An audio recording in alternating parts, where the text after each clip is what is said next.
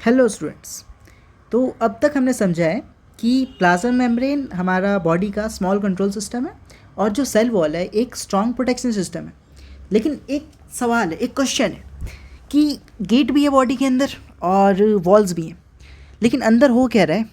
Cell के अंदर actual life काम कैसे कर रही है? क्योंकि हमें पता है कि बॉडी को from the birth to death जितनी भी एक्टिविटी हो रही है वो सेल के अंदर हो रही है। तो हो कैसे रही है? अब यहीं से शुरू होती है हमारी actual story, the story of cytoplasm. ठीक है, क्या है स्टोरी समझते हैं। तो हमने कहा कि जो भी आप सेल के अंदर स्पेस देख रहे हो, ठीक है, ये जो भी सेल के अंदर आपको स्पेस दिख रहा है ये सब है क्या? ठीक है, ये जो भी स्पेस दिख रहा है उनको कहते हैं हम लोग साइटोप्लाज्म। ठीक है, so cell space is known as cytoplasm.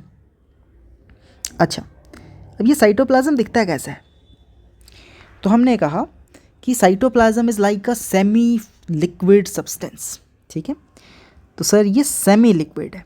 क्या है? Semi liquid. अब ये सेमी लिक्विड क्या होता है? तो हमने कहा semi liquid is like completely solid भी नहीं है और कंप्लीटली लिक्विड भी नहीं है, दोनों में से मिक्स सा कुछ है। ठीक है, और ये कलरलेस होता है, कोई रंग नहीं है। ठीक है, ट्रांसपेरेंट है। ठीक है, कंप्लीटली ट्रांसपेरेंट नहीं कह सकते आप कह सकते हो कि स्लाइटली ट्रांसपेरेंट। ठीक है, थोड़ा ट्रांसपेरेंट सा, तो स्लाइटली ट्रांसपेरेंट है। अच्छा, तो कलरलेस है, स्लाइटली ट्रांसपेरेंट है और स्लाइटली वाटरी। ठीक है, थोड़ा लिक्विड भी है ना, क्योंकि हमने कहा सेमी लिक्विड, तो स्लाइटली वाटरी है। तो ये तीन बेसिक फीचर मुझे माइंड में आ रहे हैं। ठीक है, कि वाटर जैसा हल्का वाटरी और उसके अंदर कलरलेस चीज़ें। ठीक है, कोई स्पेसिफिक कलर नहीं है उसका। लेकिन अब सोचो कि अगर ये बस एक लिक्विड जैसा है तो इसके अंदर सारी चीज़ें तैरती रहती होंगी। सही बात है, क्योंकि सर लिक्विड है ना, लिक्विड में तो चीज़ें तैरनी चाहिए। अच्छा, और अब क्या जो चीज़ें तैर रही हैं वो क्या इधर उधर अपने मन से तैरती रहती है? क्योंकि मान लो कि रिवर है, उसमें कोई चीज़ तूने फेंक दी, तो ऐसा थोड़ी कि वो एक प्रॉपर ऑर्डर में तैरेगा। वो कहीं भी जा सकता है, राइट लेफ्ट कहीं भी जा सकता है। सॉलिड में तो आप चीज़ें फिक्स कर सकते हो ना, लिक्विड में कैसे करोगे? ठीक है, तो इसका आंसर क्या है कि साइटोप्लाज्म में ऑफकोर्स चीज़ें तैरती हैं, लेकिन रैंडमली नहीं तैरती। ठीक है, एवरीथिंग इज़ ऑर्गेनाइज्ड।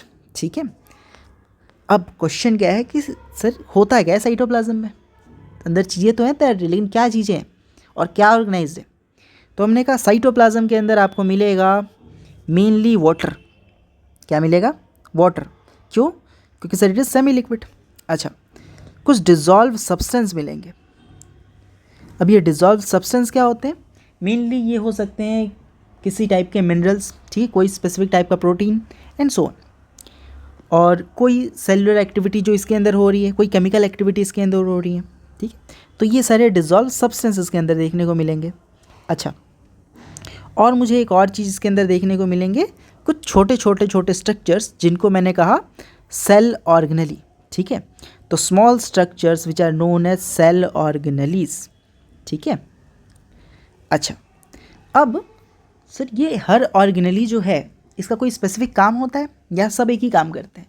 तो हमने कहा नहीं, हर ऑर्गेनली का एक अपना स्पेसिफिक फंक्शन होता है जिसको हम अगले लेक्चर्स के अंदर समझेंगे, हर एक ऑर्गेनली का फंक्शन।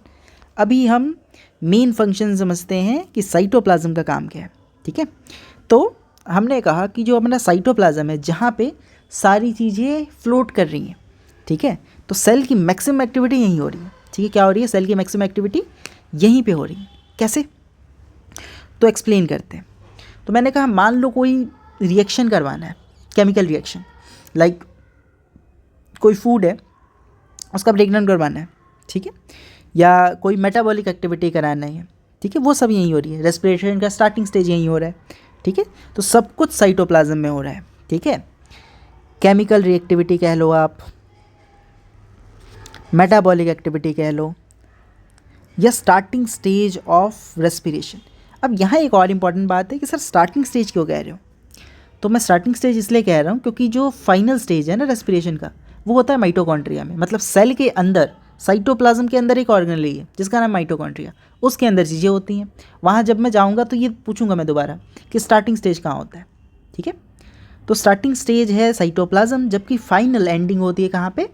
हमारे माइटोकॉन्ड्रिया के अंदर। अच्छा, अब एक और चीज़, ठीक है, कि क्या साइटोप्लाज्म स्टैटिक है या मूवमेंट करता रहता है? तो हमने कहा नहीं, साइटोप्लाज्म कभी स्टैटिक नहीं होता, साइटोप्लाज्म हमेशा मूव करता रहता है, ठीक है, ताकि जो भी चीज़ें उसके अंदर ईजिली ट्रांसपोर्ट हो पाए, ठीक है। तो हमेशा ये डायनेमिक मूवमेंट करता रहता है, बट डायनामिक मूवमेंट कैसी होंगी? स्लो होंगी, ठीक है। तो स्लो डायनेमिक मूवमेंट शो करता रहता है ये। अच्छा, ठीक है, ये भी बात समझ आ गई कि ये मूवमेंट कर रहा है। अच्छा, मतलब मैं कहूँ कि मान के चलो कि ये एक टाइप की बिजी सिटी ही तो है, ठीक है, जहाँ पे सारे ऑर्गेनेलीज जो भी है अपना काम कर रहे हैं, लाइक आपकी ज़िंदगी, ठीक है, कि स्कूल जाना है सुबह, फिर घर आना है, स्पोर्ट्स खेलना है, फिर रात को थोड़ा बहुत होमवर्क करना है, गेम खेलना है, GTA वाई सिटी खेलना है और सो जाना है, ठीक है, फिर सुबह वही सेम एक्टिविटी।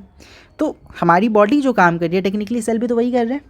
अच्छा, तो अब एक और इम्पॉर्टेंट पार्ट कि अगर साइटोप्लाज्म एक सिटी है तो उसके अंदर जो भी स्ट्रक्चर्स हैं वो एक्चुअली काम क्या करते हैं, ठीक है, और उन स्ट्रक्चर्स को कहते क्या हैं? तो हमने कहा उन स्ट्रक्चर्स को कहा जाता है सेल ऑर्गेनेलीज। क्या कहते हैं? Cell organelle.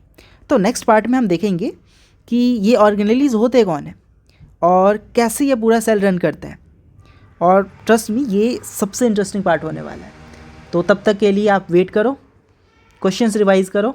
Thank you.